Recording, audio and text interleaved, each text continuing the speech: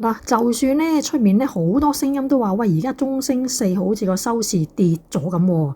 但係咧無損一班中星家族嘅各個成員咧，佢哋都係仍然係馬不停蹄咧，好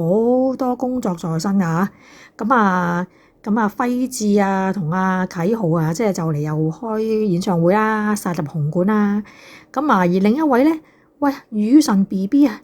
與神同行啊，無限可能嘅張雨神啊，咁亦都係好忙碌嘅喎。佢早排先至，我諗個零禮拜前啦，啱啱就佢個巡迴嘅演唱會，咁喺澳門嗰邊啊，即係開完啦，咁啊十分之成功嘅，咁啊恭喜晒啊雨神啦！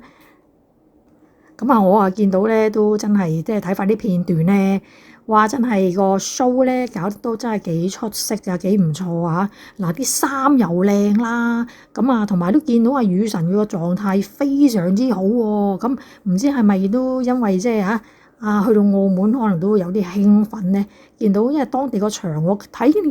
都幾唔錯，幾好啊嚇！咁所以我覺得可能都影響咗阿雨神咧，都特別落力啊！咁加上一班 fans 咁，老實講都期待已久㗎啦，睇下雨神嘅演唱會係咪先？咁我相信咧，應該馬來西亞嗰邊啲 fans 可能仲更加期待添啊！咁見到嗱，澳門呢個 show 啊，即係好成功啦，搞得咁當中亦都唱咗好多首新歌嘅，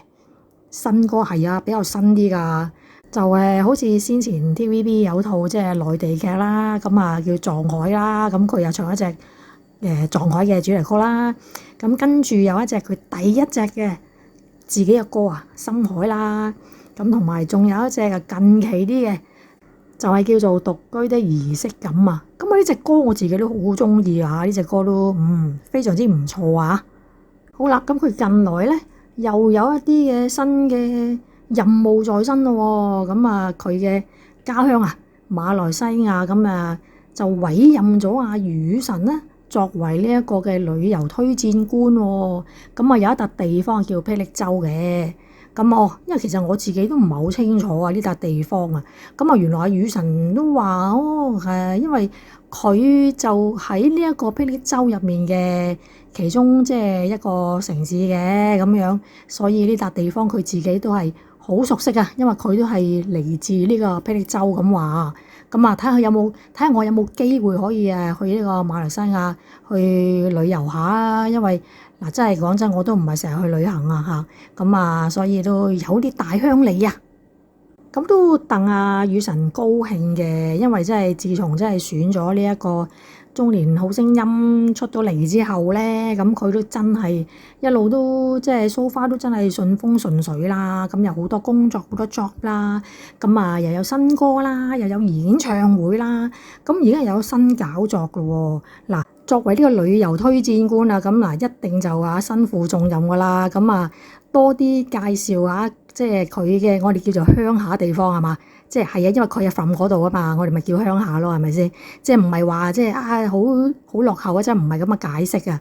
咁不過咁喎，通常介紹一笪地方咧，我諗少不免一樣嘢咧，就應該都好常會做嘅，就係點咧？就係當地美食啊！咁我都知道雨神咧，佢都好為食嘅喎，咁佢自己都認咗嘅。咁希望雨神咧就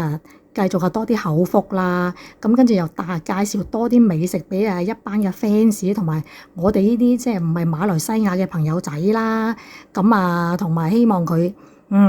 千祈就唔好都即係掛住食啊，咁搞到即係發咗福啊，因為我都覺得佢近排咧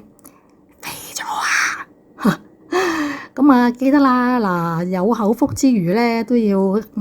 好好咁節下食喎，咁保持個靚仔形象可以喺個 fans 面前最好跳多啲舞，咁樣咧就有新鮮感啦嘛。